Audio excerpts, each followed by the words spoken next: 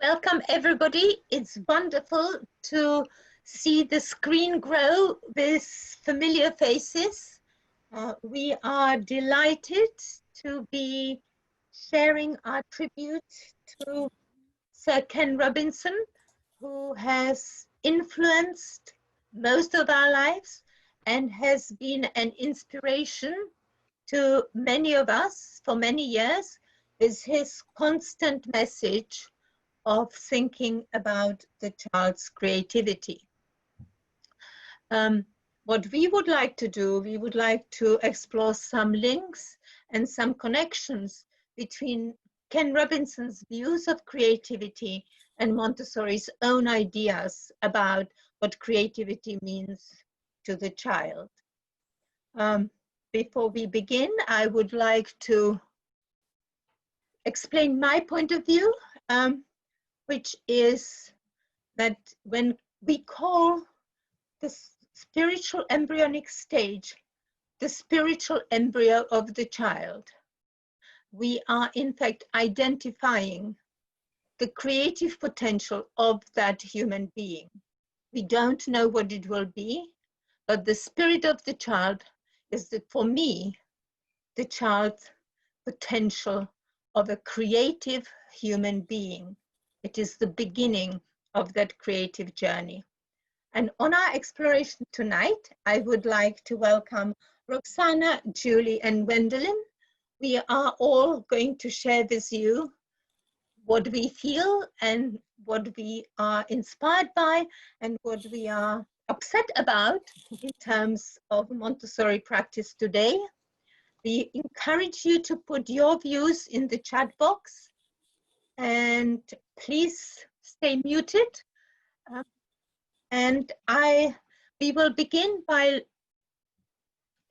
everybody saying something about what Ken Robinson's contribution means to them, and then we will share a clip from his 2006 TED Talk, and we will explore some of the ideas he presents. It is a very, very personal perspective, but I hope that it will resonate with most of you. Have I forgotten anything about ground rules, Wendelin? Something about being brave to share. Oh, those were those beautiful ground rules that Tammy had, didn't she? About being brave and I can't remember the rest. Very conveniently, I have forgotten the two other things. Have grace and be brave. Okay. Yes. So Wendelin, would you like to begin? Okay, well, yes. So I came to Sir Ken Robinson a little bit later than 2006. My daughter was born in 2007, and I came to Sir Ken Robinson when I started wondering about her education, and did then come across Ken Robinson's 2006 TED Talk, and it felt to me like he verbalized extremely eloquently and with a great amount of humor and clarity what I was feeling, and that is that we seem somehow to educate the joy for learning out of our children, and we forget their individuality, and we create these children that are traditionally ready for the working environment, but actually if you read articles, for example, by the World Economic Forum or the OECD, aren't necessarily the skills that they need anymore. So I felt like here was someone who verbalized what I was quite incoherently feeling at the time when my daughter was beginning to move through a primary school. So that is why I have embraced his ideas, and as a practitioner have tried to, not successfully, implement them. And he's always been someone that I've kept with me also when I was teaching the practitioners, and he's still with me now. So that's my inspiration. I think that his message was very constant. and gave opportunities for many generations of teachers and educators to share that message and aspire to some of the things that he has shared with us. Julie, what would you like to say? I said I wasn't going to gush, so I'm not going to gush. But I think I've probably watched that TED Talk, I don't know, maybe 20 times. I always come back to it. I never tire of it. I've also investigated a lot of his other talks. And for me, he just had this absolute gift of being able to communicate incredibly important ideas, absolutely crucial ideas about education, the future of education, how there needs to be a revolution in education. He was able to convey that incredibly important message, but with the most incredible degree of humor, humility, self-deprecation, just the human quality of his ability to connect with an audience, to deliver his message. It's that combination of the two skills that I still find when I watch his talks, that one in particular. I just find it so impressive and so meaningful. And yeah, I'm gushing, but that's okay. And when I found out that he passed away in August, I actually gasped. I read it.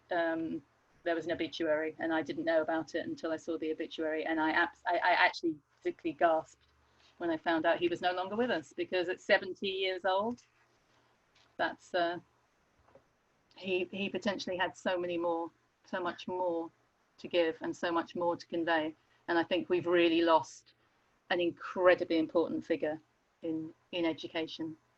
I think what made it really so shocking is because at the beginning of the lockdown, he started a totally new initiative in which he invited parents to share their stories about children, and he involved his daughter, and you kind of felt that he was on a new journey, and I felt much closer to him because by that time he was living back in London, and I kind of felt that he has come back to his roots. But incredible story of a human being who was out of what is possible. I mean, he's a perfect example of what is possible for a human. Amazing. From his childhood on outwards, you know, he had polio as a very young child. He was, you know, destined to be a footballer, all of those things. He then came by a sort of circuitous route to what he ended up doing with his life. Yeah. And that's really inspirational in and of itself. Absolutely. Incredibly inspiring person. Yeah. And Roxana, you as our youngest contributor to the discussion, and also as somebody who has recently completed the foundation degree at MCI, what would you like to contribute to our discussion? First of all, I have found out about Sir Ken Robinson because of Antonella, who put it on the creativity module. So my encounter with him was quite recent. And then ever since then, I started binging everything he said. So that was quite wonderful. And yes, it is incredible the way that he says certain things that for me are kind of universally truthful. And I think the power that he had is that I think everybody who watches and listens to him had a way of connecting to that, whether it's because they have found a path that was deeply meaningful, or whether they were hurt by an educational system that crushed them. I love him because he gives us permission to pursue meaning and joy, and he presents a version of education that embraces the richness of the child. And like you were saying, Barbara, the child comes into the world like a bundle of possibilities that we don't know yet what's going to become of that. And it's up to us to make as much space within ourselves and in the environment for that to flourish. That's it in a nutshell. Yes, so you have given the voice over to the child, and a very powerful reminder for all of us that we are in the service of the child, and that we need to embrace the potential and nurture it so that the rich human being can emerge. Gwendolyn, do you think it's time to share our little video? Our clip. So what I will share the clip, so bear with, because I just need to get it going. But before I do that, because I can't do both things at the same time, well, I just wanted to share that when we were preparing for this webinar, we agreed that we would all watch the 2006 TED Talk, and we would all find our favorite clip.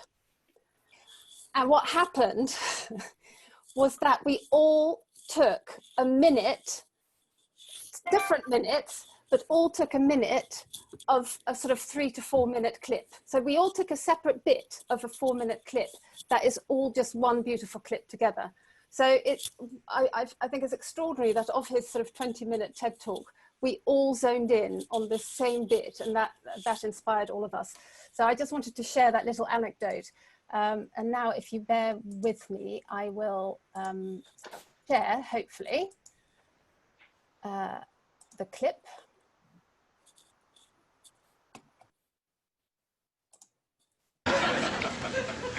I had a great story recently, I love telling it, of a little girl who was in a drawing lesson. She was 6 and she was at the back drawing, and the teacher said this little girl hardly ever paid attention.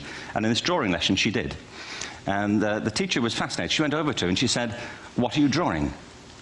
And the girl said, "I'm drawing a picture of God." And the teacher said, "But nobody knows what God looks like." And the girl said, "They will in a minute."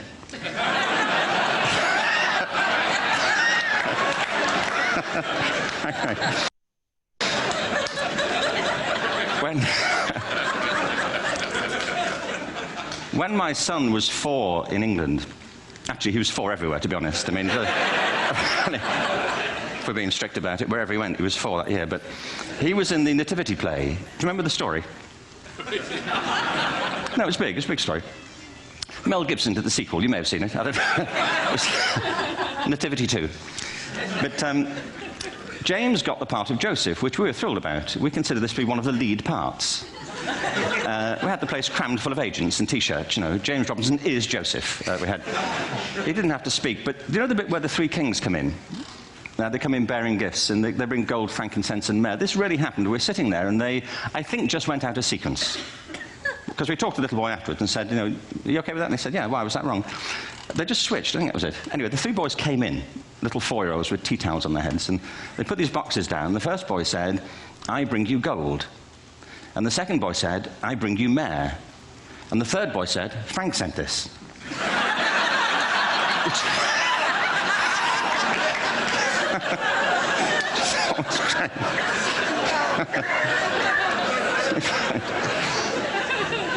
What these things have in common, you see, is that kids will take a chance. You know, if they don't know, they'll have a go. Am I right? They're not frightened of being wrong. Now, I don't mean to say that being wrong is the same thing as being creative. What we do know is, if you're not prepared to be wrong, you'll never come up with anything original. If you're not prepared to be wrong. And by the time they get to be adults, most kids have lost that capacity. They have become frightened of being wrong. And we run our companies this, by the way. We stigmatize mistakes. And we're now running national education systems where mistakes are the worst thing you can make. And the result is that we are educating people out of their creative capacities. Picasso once said this. He said that all children are born artists. The problem is to remain an artist as we grow up.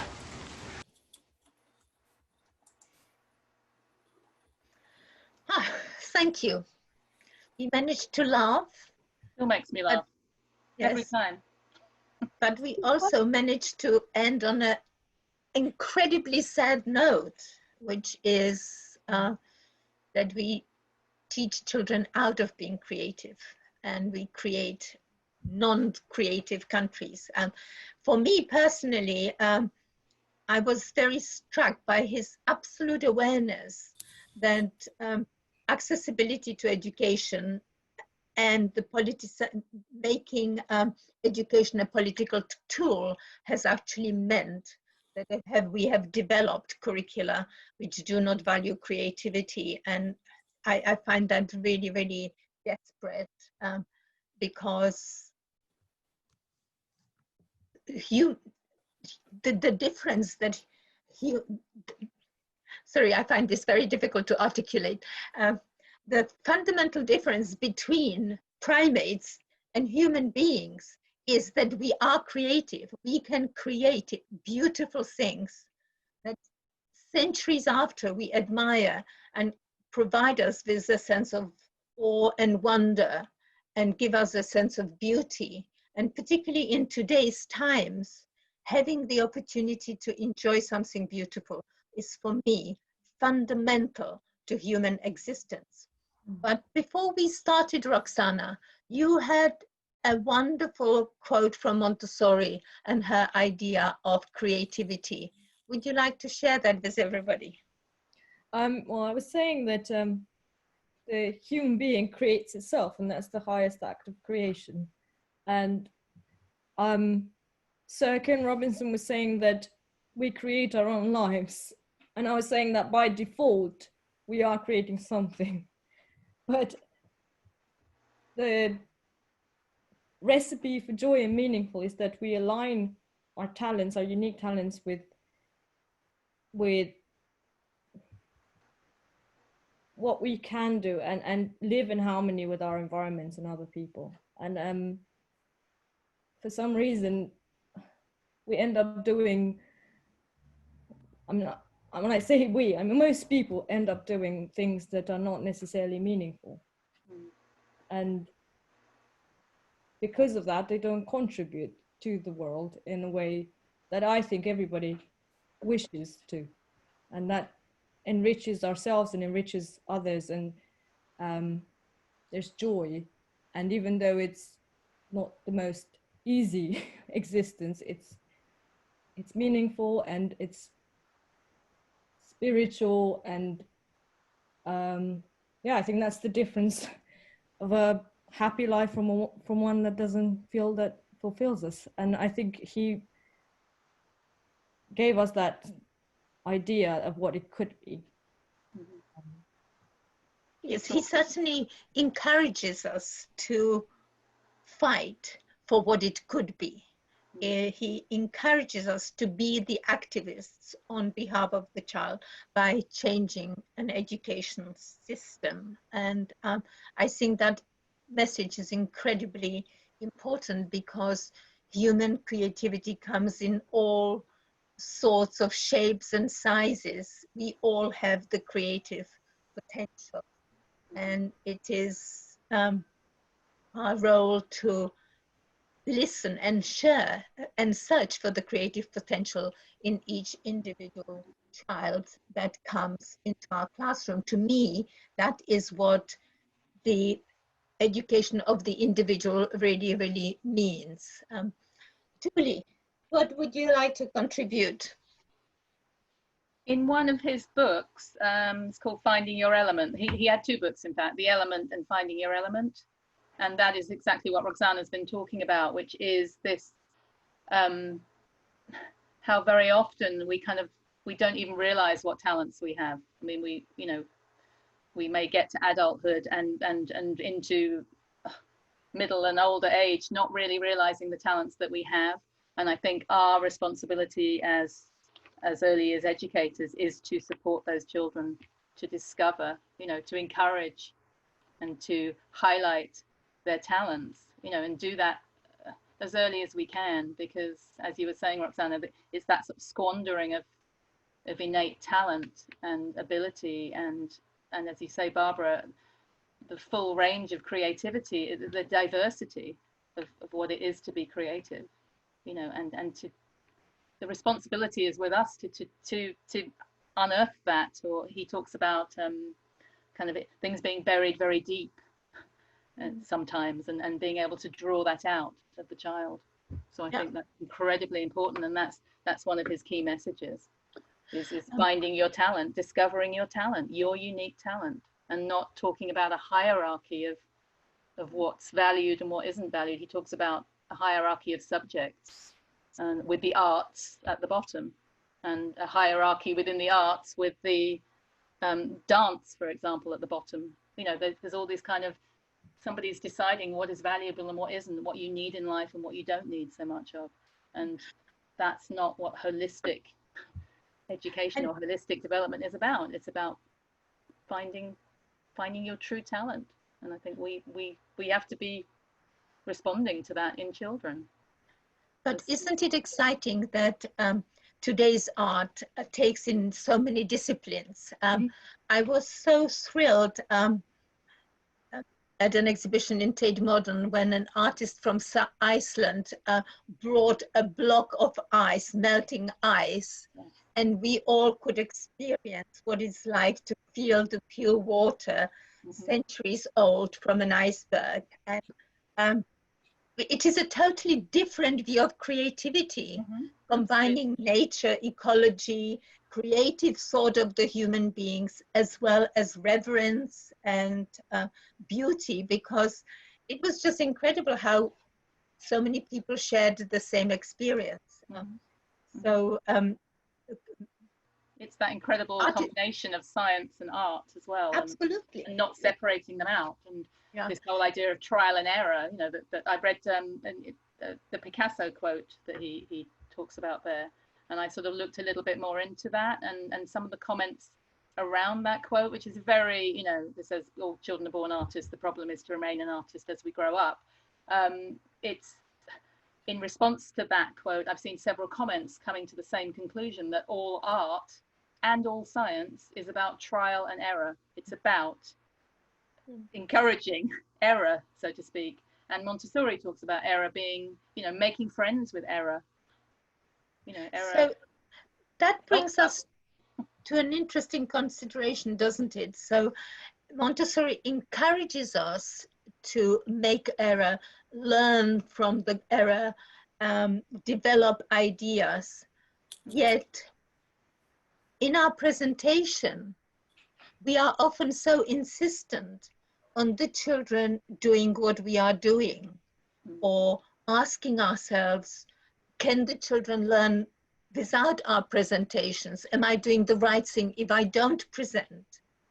And I think there's some fundamental issue about Montessori education in the 21st century and the child's creativity that we need to consider in that context. I wonder what you feel about it, and what do our participants feel about this? I'd like to know. Yeah. So it's an interesting, it's interesting what you say there, Barbara. And I think, you know, if you only have to look at many of the Montessori Facebook group posts where Montessori teachers are posting, and I was sharing with you earlier, I see this sort of Montessorian existential angst going on. You know, should I present? How often should I present? How many presentations should I be doing a week? At what point can the child work with the material on their own? How many presentations should I give before I just leave them to it? And yet there are other voices out there, which I think deserve to be heard. And one that we as a group discussed was Marlene Barron's voice in her Montessori for the Postmodern World, which we discovered was written in the year 2000, in which she encourages us to let the child explore the material in order to create their own way of working with it. If they get stuck, we are there to help them and say, this is how I do this, but yet focusing, you know, we were talking about that nuance, focusing on the fact that it's not the only way to do it. There are other ways, and you can discover one, and that's really exciting. We get so hung up on, you know, where do I move, where should it be on the mat, and how should I pour, etc. Completely taking away from the child the opportunity to discover and to create themselves. Yeah, go on. Oh, it's so contrasting with the process of the girl who's drawing a picture of God. And what she experiences then, it can't be taught that. It's a discovery of herself. It's a discovery of her own self in relationship to her process and in relationship to this big question that she has. And she has a go and gives an answer to that by using a language that's so unique to her. And I mean, can you present drawing God? Sometimes that openness to let the child show us things that are not there is so much enriching for ourselves as educators. And that's part of that journey of learning from the children, isn't it? This is, the children do give us or do offer us gifts, which we really need to treasure. Of course, they don't come every day, but when they come, they are so extraordinarily treasured more because they come rarely or they come when we least expect them. But it's ironic that this question of how to present and what we present has been there for more than 20 years. Recently, Wendelin discovered an article about postmodern Montessori written by Marlene Barron in the year 2001, and we reprinted it in the Montessori magazine. And Julie found a little quote that she might want to share with us. Rattling for my bits of paper. Hold on. You had it in hand just now. I did have it in hand. I have it here. I thought it was the laminated one, Julie. It's not laminated yet, but I basically cut and pasted. You can see I cut and pasted a particular paragraph, literally, and I've been carrying it around with me. Because she talks about this sort of experimentation in the classroom by the children, and equates it with science, obviously. But she talks about it as a research project. So she said she has these various research projects that she refers to, and she said a second research project that has led to a significant change in our practice is based on our goal of encouraging children to be problem solvers. And she says, while we do give presentations, we mainly encourage children to figure out how to use a material. We believe that there are many ways to use each piece of didactic material. And I really like this, that the genius of Dr. Montessori was having designed materials that, as a quote, dance the developmental ladder. I really like that. Teachers suggest that children first try to figure out what they might do with the material before giving them a lesson or a presentation.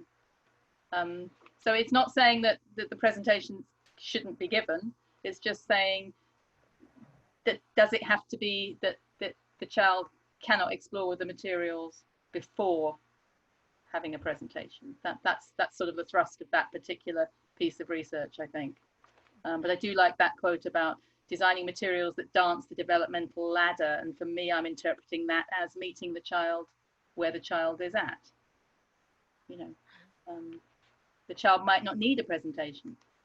Precisely. And in a particular, you know, and I think we do acknowledge that, definitely. I don't see any huge departure there. The child may not need a presentation. We're not going to present everything to the child who may not need it. It's again about the individual child and about following that child and, you know, that unique individual. What do they need? You know, where do we meet them?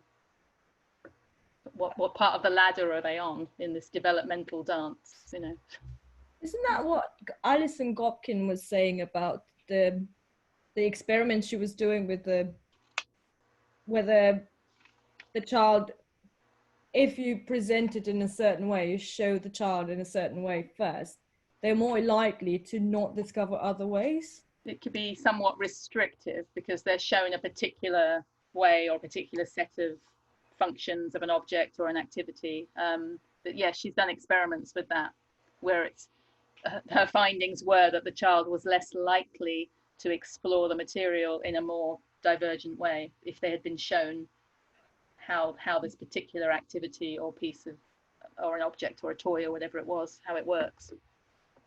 Those were her findings. Yeah.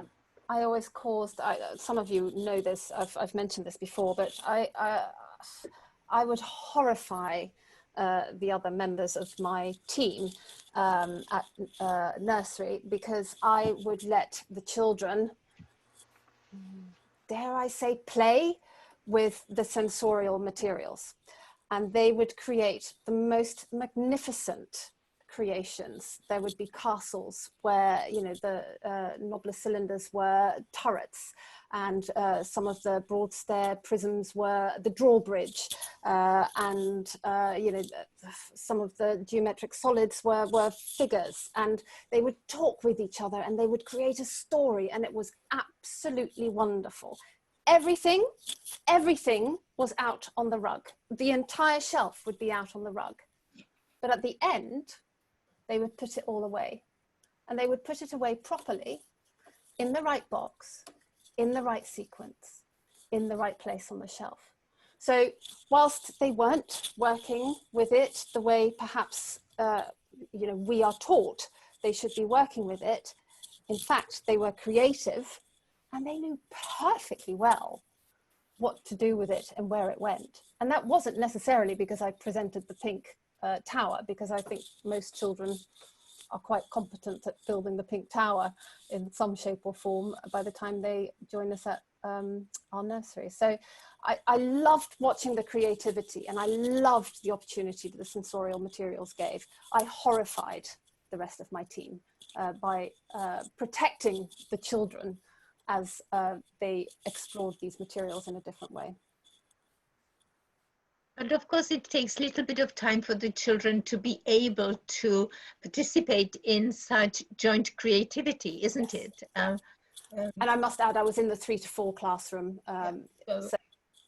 But the beauty of that is that the younger children, if they are in mixed age groups, have the opportunity to be the observers of what is being enacted in front of them, and therefore they draw inspiration from it, and then their own creativity arises from those opportunities, rather than the very mistakenly identified creative acts when there was, in the year 2000, between 2000 and 2010, there was a total craze of Montessori extensions where teachers made models of matching activities, and the children were supposed to match 3-dimensional objects to 2-dimensional shapes of different patterns made with the Pink Tower. And many Montessori practitioners felt that this was satisfying the children's creativity.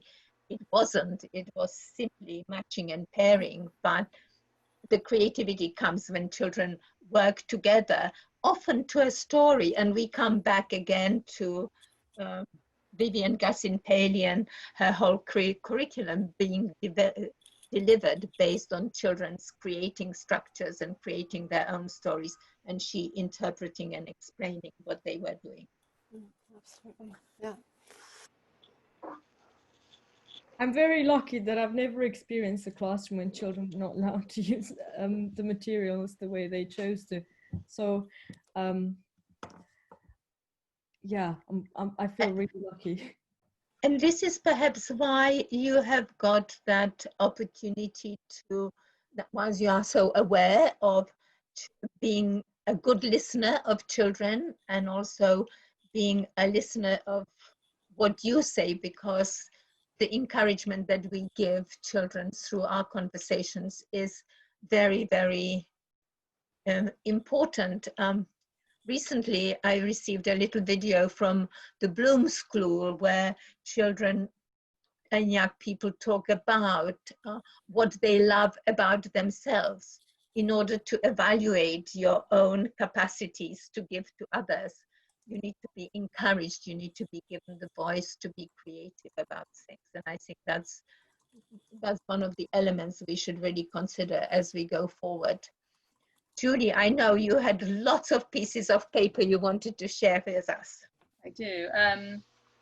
I would just like to, if I may, this quote may be very familiar to everybody, but it just is exactly what Montessori's said, apparently, about error, and it's in The Absorbent Mind. And she said, "So it is well to cultivate a friendly feeling towards error, to treat it as a companion inseparable from our lives, as something having a purpose, which it truly has." And I I really liked that quote. So I don't know if everybody's familiar with it, but it just, for me, it's coming straight from her to us, just to remind us that children in the setting, they are, as we all know, the whole idea of the little scientists, but they're hypothesizing all the time. They're wondering about, their environment, about the world. They're building their knowledge and their understanding.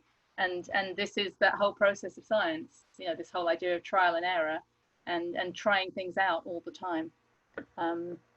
And as Ken says, that if we don't do this, we're not prepared to make mistakes, basically, then we'll never come up with anything original. And Right. also thinking about Picasso, I mean, I don't think this would have for a minute have happened to Picasso. We're talking about Picasso here, but anyway, the whole idea that if Picasso had somehow been put off or discouraged or told that, what he was doing and what he was creating through a process of trial and error, what he came up with, this very remarkable new path in art, in the whole history of art, if he had somehow been discouraged at any point, or, I don't think it would have happened to Picasso, but just this idea that Picasso was a child once, and there is in this talk, because I think it's the same talk, it is, where Ken talks about Shakespeare. Yes. And so it's absolutely brilliant, because it is one of those things you never really think about, but his whole view on Shakespeare being a child, it's hilarious, actually. He talks about he's 7 years old, he was in somebody's English class. Of course he was. Presumably he was. I mean, it's quite early on, but he may have had a teacher, he may have had an English teacher even, but just this whole idea, that what if somebody had said to Shakespeare, stop talking like that? It's really annoying. It's just an incredible idea. That's the gift that Ken had of being able to convey these incredibly pertinent ideas about how we can think about something, and using that humor, but to help us to look at something in a slightly inverted way and really think about something like that. And then you go, yeah, of course. And we were all children. That's what we have. We're all children once, This idea also that we're sort of, and this is the clip that we started with, that we're educating children to not make mistakes. Mm. And this is something that we were discussing earlier, and also you shared some fabulous articles, which I will share in the email tomorrow, and all the things that we've listed in the chat here we'll share in the follow-up email tomorrow. But this idea that, in particularly in early years settings, we're coming up to the different festivals, the different celebrations, and these Pinterest-driven bits of art that we make our children do. They're pre-cut, prefabricated. There is, this example for the child to follow. And I was sharing with the girls that I had a girl in tears because her finished product didn't look like the example that the adult had made for the children to copy. Now, what does this do to the child? Apart from the fact that it's teaching her not to explore her own creativity, her own ideas, and her own imagination, what does it do to her confidence? So this idea that we're so focused on this product-driven end result, it just seems such a shame that we're still doing that. And why are we doing that? And one of the things we discussed is because we want to send something home. Yeah. So we need to communicate. We need to talk about this. Yeah. Have we ever tried to copy what the child is doing? Oh, brilliant idea. Let's do that in the future. It's fantastic. You copy what they're doing, and it's just creating a conversation because you want to go into their world. You're curious. Absolutely. And you're more likely to take that as an invitation to do more of what they're doing and expanding on it. Yeah, that's an alternative to making something that they need to copy. Yeah, absolutely. Anna, who I know is a childminder, says that regularly you let the children lead in music and dance. How fabulous. That's them being creative. That's wonderful. And what a confidence booster for them. Absolutely. Yes, I think that the creativity in music and dance comes very, very early on. I was invited on Saturday to do my granddaughter's dance, and it was really quite tricky to be able to copy exactly what she did, but she was very happy that I joined her in. And I think that agency that the child has in being creative needs to be recognized by us, not judged, but it needs to be encouraged. And I think that Picasso's creativity and his tremendous capacity to change style and express his ideas in different ways is perfect evidence that he was never afraid of doing something wrong. He wasn't afraid.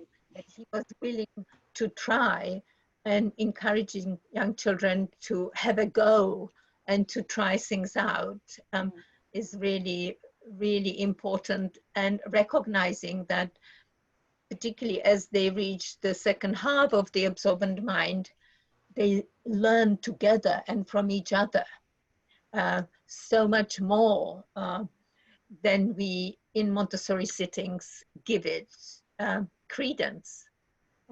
You know, I have been, as I said before on the webinars, I have been in sessions when children were not allowed to speak to one another, which is totally unnatural, because by that time they should have reached high level of language competence and should be able to share their ideas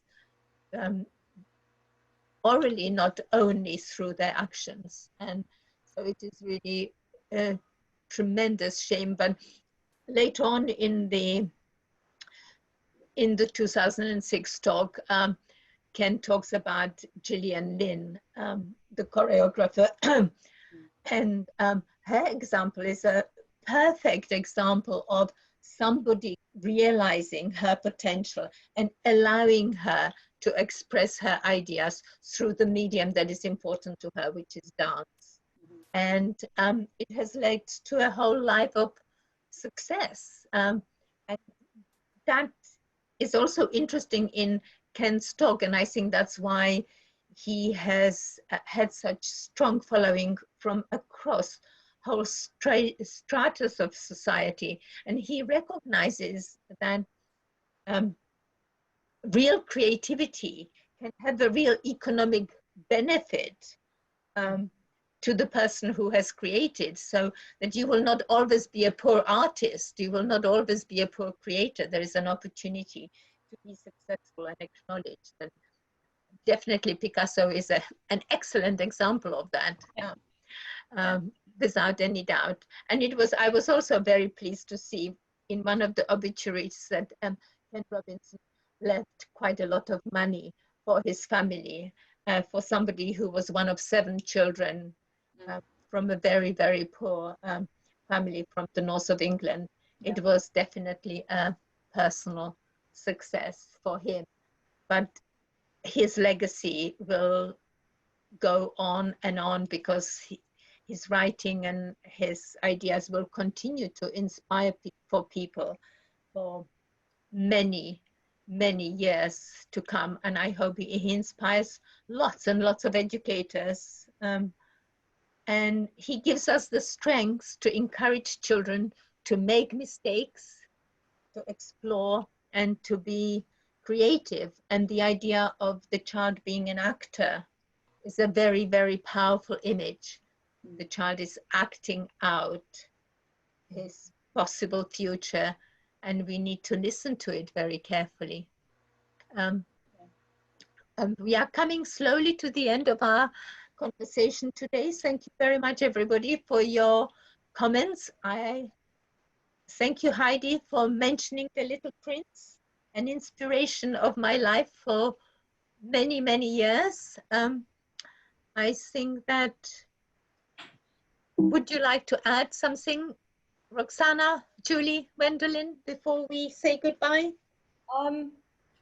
I just want to finish with what he was telling us before he passed, that we need to unite and find some commonalities, and it would be very interesting to see this carried forward by by us going into the future and find inspirations across domains, and just realize that as educators we have such an important role, but not be frightened to make mistakes and try things.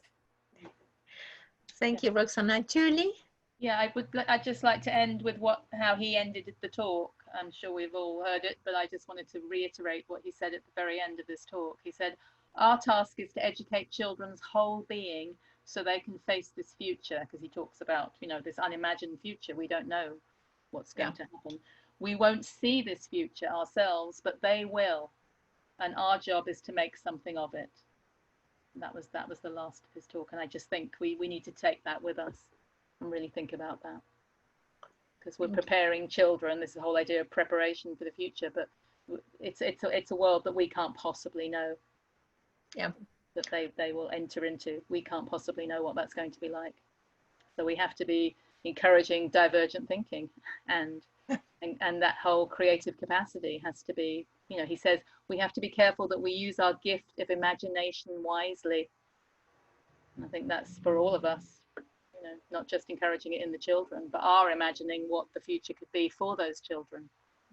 You know, Thank you. Use our imagination as well. Gwendolyn?